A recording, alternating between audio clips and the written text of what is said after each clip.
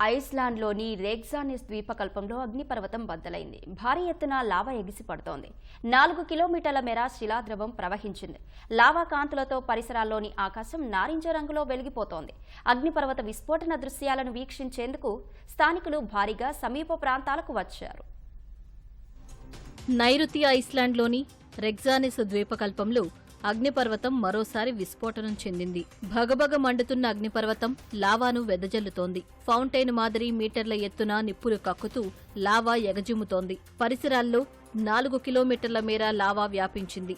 అక్కడి ఆకాశం లావా కాంతులతో నారింజ రంగులోకి మారింది. ఈ విస్ఫోటనం ప్రభావం జనావాసాలపై పెద్దగా లేదని, ప్రజలందరూ సురక్షితంగా ఉన్నట్లు స్థానిక అధికారులు వెల్లడించారు. గత డిసెంబర్ నుంచి ఈ అగ్నిపర్వతం 6వసారి బద్దలైనట్లు వారు పేర్కొన్నారు.